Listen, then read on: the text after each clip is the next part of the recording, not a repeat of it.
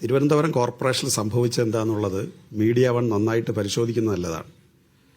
അവിടെ LDFന് കിട്ടിയ വോട്ട് 1,70,75,000 BJPക്ക് കിട്ടിയ വോട്ട് 1,60,65,000 UDFന് കിട്ടിയ വോട്ട് 1,25,000 20 സീറ്റിൽ BJP ജയിക്കുന്നത് 100-ൽ താഴെ വോട്ടിനാണ്. അത്രയും തന്നെ സീറ്റിൽ കോൺഗ്രസിന് 300-ൽ താഴെ വോട്ടേ കിട്ടിയിട്ടുള്ളൂ. കാര്യം വ്യക്തമാവുമല്ലോ. അതായത് തിരുവനന്തപുരം കോർപ്പറേഷൻ CPMന്റെ കയ്യിൽ നിന്ന് പോകണം, അത് BJPക്ക് കിട്ടിയാലും വേണ്ടില്ല എന്നിടത്തേക്ക് കോൺഗ്രസ് എത്തി എന്നുള്ളത് കണക്ക് സഹിതം വ്യക്തമാണ്. അതങ്ങ് ഈ 100-ലധികം സീറ്റ് എടുത്തിട്ട് നിങ്ങൾ ഇതുവരെ ചെയ്തില്ലെങ്കിൽ നാളെ അത് ചെയ്താൽ മതി. അതിൻ്റെ വോട്ടിംഗ് പാറ്റേൺ നോക്കിയാൽ മതി. അതായത് മകൻ ചത്താലും വേണ്ടില്ല മരുമകളുടെ കണ്ണീര് കാണണം എന്ന രാഷ്ട്രീയമാണ് കേരളത്തിൽ കോൺഗ്രസ് പ്രയോഗിക്കുന്നത്. ബഹുമാന്യനായ ഷെഫീഖ് മാഷിനോട് എനിക്ക് പറയാനുള്ളത്, നിങ്ങളത് ശ്രദ്ധിക്കുന്നത് നല്ലതാണ്. നിങ്ങളിപ്പോൾ ഒരു കോൺഗ്രസ് ബന്ധത്തിന്റെ പേരിൽ ആവേശം കൊണ്ട് നിൽക്കുകയാണല്ലോ, നിങ്ങൾ ഇതൊന്നും നോക്കുന്നത് നല്ലതാണ്. ഇനി കൊല്ലം ജില്ലയിൽ വന്നു കഴിഞ്ഞാൽ എനിക്ക് നേരിട്ട് അതായത് കോൺഗ്രസിന്റെ വോട്ടുകൾ BJPയിലേക്ക് ഒഴുകിപ്പോയതുകൊണ്ട് BJP ജയിച്ചു എന്നൊരു ആഖ്യാനാണ് അങ്ങ് പറയുന്നത്. അങ്ങനെയെങ്കിൽ കോൺഗ്രസ് നില മെച്ചപ്പെടുത്തുന്നത് എങ്ങനെയാണ്? കോൺഗ്രസ് നില മെച്ചപ്പെടുത്തിയത് BJPയുടെ സഹായം കോൺഗ്രസിന് കൊടുത്തതുകൊണ്ടാണ്. ഇത് അങ്ങോട്ടും ഇങ്ങോട്ടുള്ള ബാന്ധവം അല്ലാതെ ഒരു പാലമല്ല. അത് കണക്ക് നോക്കിയാൽ മതി. വെറുതെ അല്ല ഞാൻ പറയുന്നത്. ഞാനൊരു രാഷ്ട്രീയ ആക്ഷേപം ഉന്നയിക്കുകയല്ല, നിങ്ങൾ കണക്ക് വെച്ച് സംസാരിക്കാനാണ് ഞാൻ പറയുന്നത്. തിരുവനന്തപുരത്ത് സംഭവിച്ചത് എന്താണെന്നുള്ളത് ന്യൂമറിക്കലായിട്ട് നിങ്ങൾ പരിശോധിച്ചാൽ മാത്രം മതി. വേറെ രാഷ്ട്രീയ ആരോപണം ഒന്നും എടുക്കണ്ട, എൻ്റെതും എടുക്കണ്ട, ഇവിടെ ഇരിക്കുന്ന മറ്റുള്ളവരുടെ എടുക്കണ്ട. ഈ കണക്ക് നോക്കിയാൽ മതി. ഇനി കൊല്ലത്ത് പരവൂരിൽ കഴിഞ്ഞ പ്രാവശ്യം തുല്യമായിട്ടാണ് മുനിസിപ്പാലിറ്റി വന്നത്. അങ്ങനെ അത് UDFന്റെ കയ്യിൽ കിട്ടി. ആ പരവൂർ മുനിസിപ്പാലിറ്റി ചാത്തന്നൂർ അസംബ്ലി മണ്ഡലത്തിൽ വരുന്നതാണ്. അവിടെ BJP ഒരു മേൽക്കൈ നേടിക്കൊണ്ടിരിക്കുകയാണ് കഴിഞ്ഞ അസംബ്ലി തെരഞ്ഞെടുപ്പിലെല്ലാം.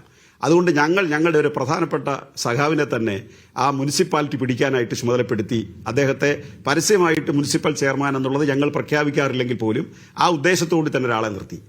അയാൾക്ക് അദ്ദേഹത്തിനെതിരായിട്ട് മത്സരിച്ച UDFന്റെ സ്ഥാനാർത്ഥിക്ക് കിട്ടിയ വോട്ടെത്രയെന്ന് അജിംഷായ്ക്ക് അറിയാവോ? 20 വോട്ട് ഒരു മുനിസിപ്പാലിറ്റി BJP അവിടെ ജയിച്ചു.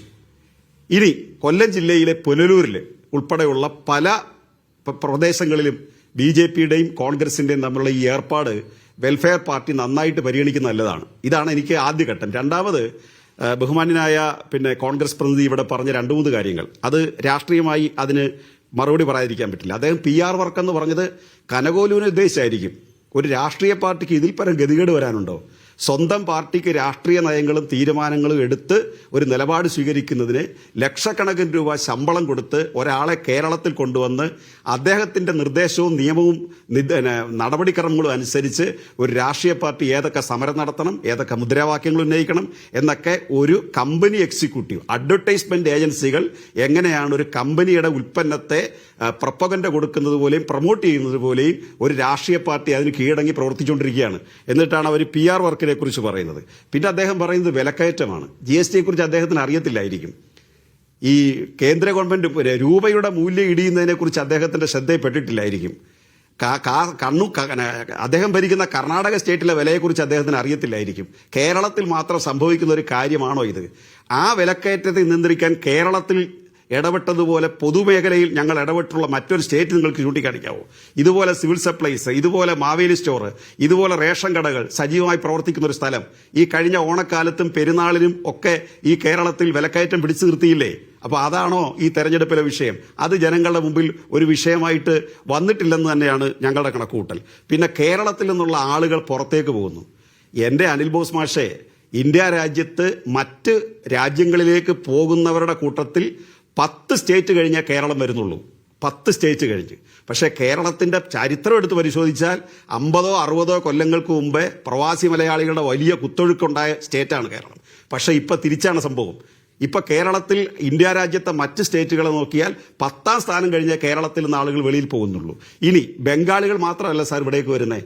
അങ്ങ് ഭരിക്കുന്ന കർണാടകത്തിൽ എത്ര പേരുടെ ജോലി ചെയ്യുന്നുണ്ടെന്നറിയാവോ? തമിഴ്നാട്ടുകാർ എത്ര ഉണ്ടെന്നറിയാവോ? ഗുജറാത്തുകാരും UPക്കാരും എത്ര ആയിരം ഉണ്ടെന്നറിയാവോ? 30 ലക്ഷത്തോളം ആളുകൾ ഇന്ത്യയുടെ വിവിധ സംസ്ഥാനങ്ങളിൽ നിന്ന് കേരളത്തിൽ വന്ന് പണിയെടുക്കുന്നുണ്ട്. കേരളത്തിൽ നിന്ന് പുറത്തു പോകുന്നതിനെക്കുറിച്ച് അങ്ങ് ആശങ്ക പറയുമ്പോൾ ഇതുകൂടി നമ്മൾ പരിഗണിക്കണമെന്ന് മാത്രമല്ല, ഇപ്പോഴത്തെ സംരംഭങ്ങളുടെ വർധന വെച്ചുകൊണ്ട് പുതിയതായിട്ട് കേരളത്തിലെ ചെറുപ്പക്കാർ കേരളത്തിലേക്ക് തന്നെ തിരിച്ചു വരുന്നു എന്നുള്ളത് കൂടി അങ്ങ് മനസ്സിലാക്കണം. ഇനി ഇവിടെ EDയുടെ നോട്ടീസിനെ കുറിച്ച് അദ്ദേഹം പറഞ്ഞു. ഇത്രയും പരിഹാസനാകാവോ? അദ്ദേഹത്തിന് ധാർമ്മികമായ ഈ പിന്തുണയെല്ലാം കൊടുത്ത മലയാള മനോരമ അടക്കം അത് പിൻവലിച്ചുകൊണ്ട് പോയി സാർ. കാരണം EDയുടെ നോട്ടീസ് വെച്ചിരിക്കുന്നത് 11ാം ക്ലാസ്സിൽ പിണറായി വിജയന്റെ മകൻ പഠിക്കുമ്പോൾ അദ്ദേഹത്തിന് പഠിക്കാനുള്ള കൈക്കൂലി കൊടുത്തു എന്ന് പറഞ്ഞുണ്ടാക്കിയ ഒരു നോട്ടീസാണ് അത്. ആ നോട്ടീസ് അയച്ച ആളുകളുമില്ല, പറ്റിയ ആളുകളുമില്ല. ഇതേ ED നോട്ടീസ് തോമസ് ഐസക്കിനെതിരായിട്ട് അയച്ച് ഹൈക്കോടതി എടുത്ത് ദൂരെ കളഞ്ഞത് എന്തിനാ അങ്ങേരെ വിളിക്കുന്നത് ചോദിച്ചേ.